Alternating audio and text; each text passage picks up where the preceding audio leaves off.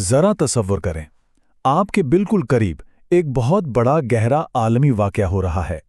एक दोस्त मुल्क का जहाज जो कुछ दिन पहले ही आपका मेहमान बना था, उसे अचानक डुबो दिया जाता है। और इलाके की सबसे बड़ी ताकत, मुकम्मल खामोशी। ये एक ऐसी गुत्थी है जिसे आज हम सुलझाने की कोशिश करेंगे। तो ये कहानी है एक ईरानी जंगी जहाज आइरिस डीना की, जिसे 4 मार्च को बहरे हिंद में टारगेट किया गया। देखें, ये कोई आम जहाज नहीं था। सिर्फ 2 हफ्ते पहले ये इंडियन नेवी के साथ एक बहुत बड़ी एक्सरसाइज में शरीक था।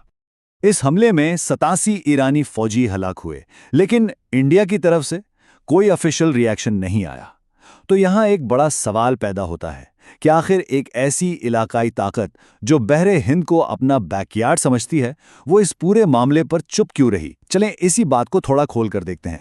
तो सबसे पहले ये समझते हैं कि आखिर ये वाकया था क्या, मतलब इसकी ऐसी क्या तफसीलात थी जिसने ये पूरा तनाज़ुर खड़ा कर दिया।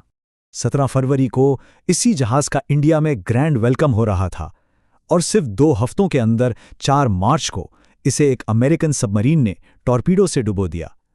सोचने वाली बात है, मेहमान से शिकार बनने का यह सफर कितनी तेजी से तय हुआ, और इंडिया, उसने इस पर एक ऑफिशियल स्टेटमेंट तक जारी करना जरूरी नहीं समझा। और जरा सितम ज़रीफ़ी तो देखिए, जब इंडियन नेवी ने इस जहाज़ का इस्तकबाल किया था तो उन्होंने हैशटैग इस्तेमाल किया था, हैशटैग ब्रिजेस ऑफ फ्रेंडशिप, यानी दोस्ती के पुल। लेकिन जब वही जहाज़ डुबोया गया तो दोस्ती का वो पुल कहीं नजर ही नहीं आया। ये खामोशी इस पुरजोश इस्तकबाल के बिल्कुल बरक्स थी। अब देखें, ये वाकया कोई अलग थलग इंसिडेंट नहीं था। असल में ये एक बड़े और फैलते हुए तनाज़े का हिस्सा था जो उस वक्त अमेरिका, इसराइल और ईरान के दरमियान चल रहा था। आइए इस बड़े मंजरनामे पर एक नज़र डालते हैं।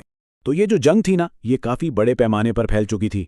एक तरफ अमेरिका और इजराइल की फोर्सेस थीं जिन्होंने ईरान में 2000 से ज़्यादा टारगेट्स पर हमले किए, जिसमें 1000 से ज़्यादा लोग मारे गए। और उसके जवाब में दूसरी तरफ ईरान ने भी मिडिल ईस्ट में 27 अमेरिकन बेसिस पर अटैक किया, और सबसे अहम, दुनिया का सबसे क्रिटिकल ऑयल रूट अबनाए हुर्मस, उसे बंद कर दिया। और बस यहीं से ये तज्जिया एक बहुत ही बुनियादी सवाल उठाता है। क्या इंडिया का ये रवैया इसकी पुरानी रिवायती खारजा पॉलिसी से बिल्कुल अलग है? तो आखिर फ़र्क क्या है?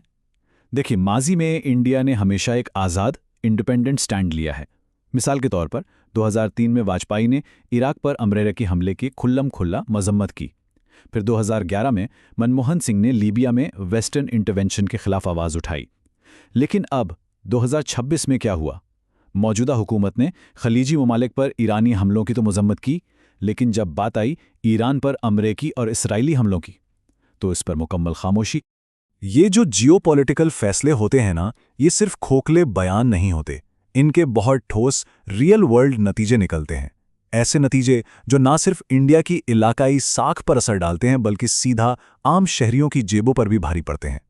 एक तरफ तो हुकूमत का दावा यह है कि वो बहरे हिंद के खित्ते में नेट सिक्योरिटी प्रोवाइडर है, यानी इस इलाके की हिफाजत की सबसे बड़ी जिम्मेदार। लेकिन दूसरी तरफ क्या हो रहा है? जब आपके मेहमान जहाज को इसी समंदर में डुबो दिया जाता है तो कोई एक्शन नहीं लिया जाता। इन दोनों बातों में कोई मेल नहीं है, ये एक वाज़े तज़ाद है। और फिर एक मौका कौमी शर्मिंदगी का भी आया। वो तब जब अमेरिका ने एक स्टेटमेंट में कहा कि उसने इंडिया को रूस से तेल खरीदने की परमिशन दी है।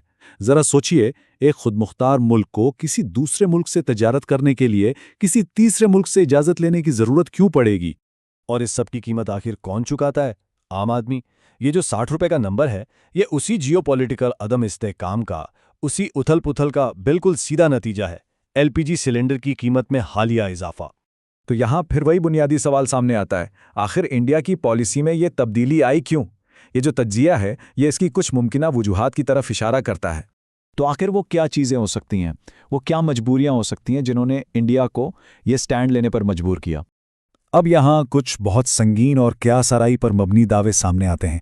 और हाँ, ये वाज़े करना बहुत ज़रूरी है कि ये अपोजिशन शख्सियात के इल्ज़ामात हैं, जैसा कि माख़ज़ी मवाद में बताया गया है। उनका दावा है कि वज़ीर आज़म कॉम्प्रोमाइज़्ड हैं। इसकी वजह क्या बताई जा रही है?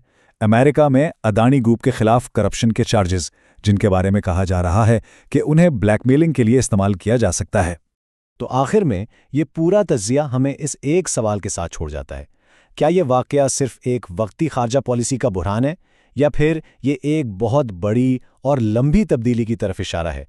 क्या ये, जैसा कि माखज़ में कहा गया है, एक सुस्त रफ्तार तबाही की अलामत है जिसके असरात आने वाले वक्त में ज़ाहिर होंगे? इसका जवाब शायद वक्त ही देगा।